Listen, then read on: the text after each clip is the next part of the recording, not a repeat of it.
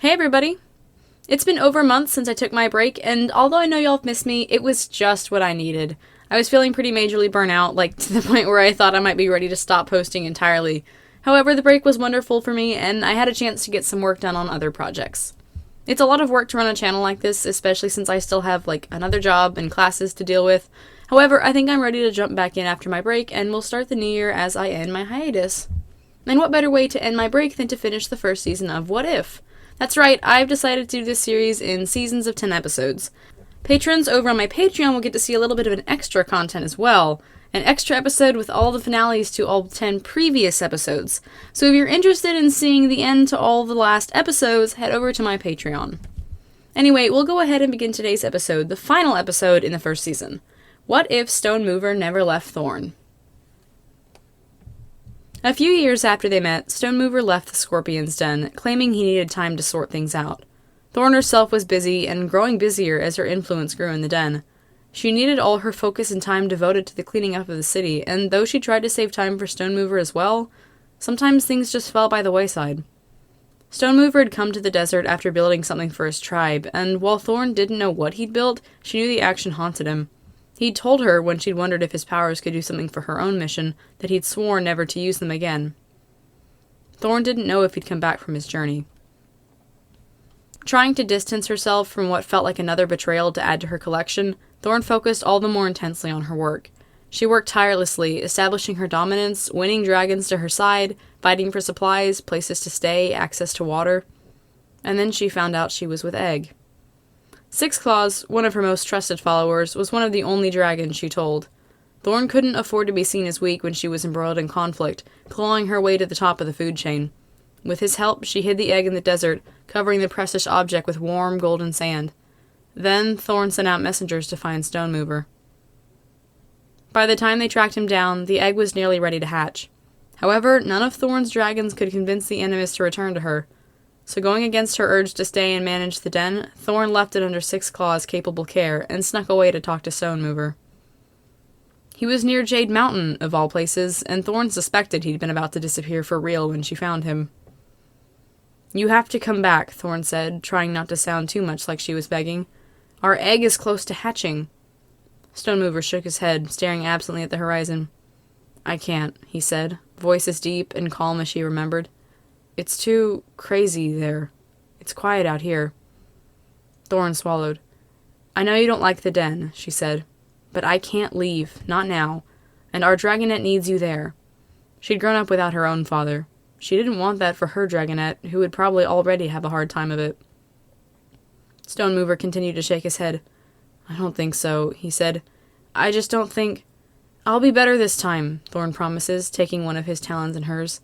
"I know I was never around. Things are better now. I have help, dragons I trust. I'll be there for you, and I'll be there for our dragonet." "I grew up in a tribe living a hopeless war," he said, voice sad. "I don't want to live like that forever." "The den isn't just about war," Thorn said passionately. "It's about lives. Thousands of lives who I'm helping. It'll get better." He didn't say anything. "We can take breaks, if you want," Thorn relented, the offer dragged out without her permission. "You can show them the mountains and the forests out here. Don't you want that?" He closed his eyes, exhaling a puff of smoke, and Thorn knew she'd won. He huffed again. "I'll come," he said. Thorn smiled, bumping his wing with hers. "You'll love it," she said. "You'll be an amazing father." Except he never got the chance. Thorn was devastated by the loss of her egg. She searched for it tirelessly, but it was well and truly gone. She trusted Six Claws, of course, and she wasn't worried, but one of her other followers, he disappeared. Dune, Six Claws' friend, and a dragon Thorn had thought she could trust. He'd known about the egg.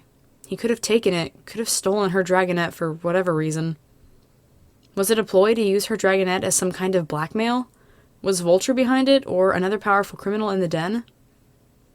"When was the egg supposed to hatch?" Stonemover asked one night. He was curled up next to Thorn, who'd intended to read supply reports. Instead, she was staring blankly at the pattern of the rug on the floor. "On the brightest night," she replied. She thought it was a special coincidence at the time. Stonemover swallowed, the familiar look of guilt passing over his face. You don't think... Thorn looked up, tilting her head. What? She asked flatly. The prophecy, Stonemover said, looking guilty.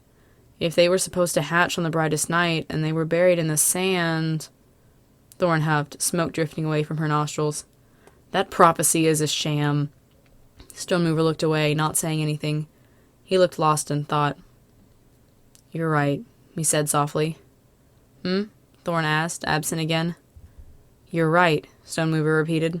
About the prophecy. It is a sham. She looked at him sharply. What? Thorn demanded. Stonemover looked away. It would take half the night to explain it, he said. But it's the Nightwing's plan to save our tribe. And he wrapped his claws around his head, eyes squeezed shut. What if I helped enable the plan that took our dragonet? He asked. Thorn tilted her head. You really think so? She asked, not daring to let herself hope. Stonemover's tongue flicked out as he thought. Yes, he said. There have been no ransoms, no unusual action from anyone. Why else would Dune take it? Perhaps, maybe he was right? Thorn stood up suddenly, unable to stay still. Then we have to go get them, she said passionately. Where are the Nightwings keeping them? Not on that island, I hope. The Nightwings don't have the dragonets, Stonemover said. I think they meant to work with the Talons of Peace. Then we find them, Thorn said. Come on, I can begin the search now. Unfortunately, Thorn could only spare 4 dragons to search for the Talons. She still believed in her work at the Den, and couldn't bring herself to endanger years of blood, sweat, and tears, even if it was for her own dragonet. There were other dragonets at stake, too. But perhaps it wouldn't have mattered, even if she could have spared more dragons. They always turned up with empty claws, not even a rumor of the prophesied dragonets to be found, let alone a location. This went on for nearly another year before Stonemover got desperate. Thorn, he said one night, after they'd finished reading the reports again. And again, no sign of their dragonet. She hadn't asked him once, not the entire year they'd been looking, not in the months before, when there hadn't been even a sliver of hope. I'm going to look for them, he said. I'm going to use my powers. His calm voice cracked at the admission.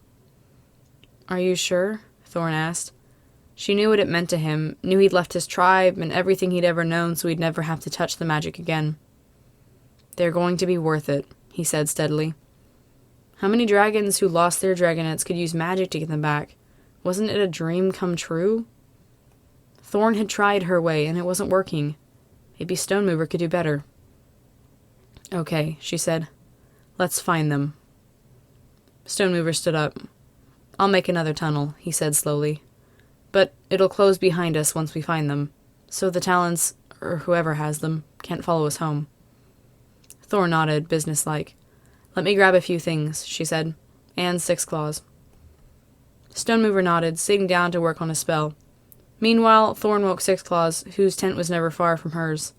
He was expecting a dragonet himself soon. The 2 of them grabbed a few knives and returned to her tent. 6 claws didn't speak much, he never did, but he looked ready to help them reclaim their kid. 6 claws didn't speak much, he never did, but he looked ready to help them reclaim their dragonet. Are you ready? Stonemover asked. Yes, Thorn said fiercely. She'd never be more ready. He brushed a claw over the stiff fabric of their tent wall, and it shimmered, opening up in a dark oval that seemed to lead to stone walls. Thorn shivered. It was unnatural. She went in first, followed by Stonemover, with 6 claws protecting their flank. They were in a cave with close, harsh walls and low light. Moons, Thorn hoped this wasn't where her dragonet had been for the last year. It was dead quiet, which made sense given that it was the dead of night. Thorn crept forward quietly, and the cave suddenly ended in a circular dome. She scanned the floor. Stonemover's magic should have taken them directly there. There! Against the wall, a pile of soft shapes, all moving softly. Thorn darted over quickly, waiting until the shape sharpened into... 5 dragonets? Oh, right. Prophecy dragons. There would be 5 of them. She saw a mudwing, a seawing, a nightwing, a strange lavender dragon, and there, a little gold sandwing. She was beautiful. What do we do with the rest of them? 6 Claws whispered in his rough tones. Take them all, Stonemover said. Without ours, they can't fake it all anyways. Thorn thought about it. She'd only meant to find her dragonet today. But turnabout was fair play, and she was feeling a little vindictive. Yes, she said. Let's take all of them. She and Six Claws each scooped up 2, leaving Stonemover to carry their perfect daughter.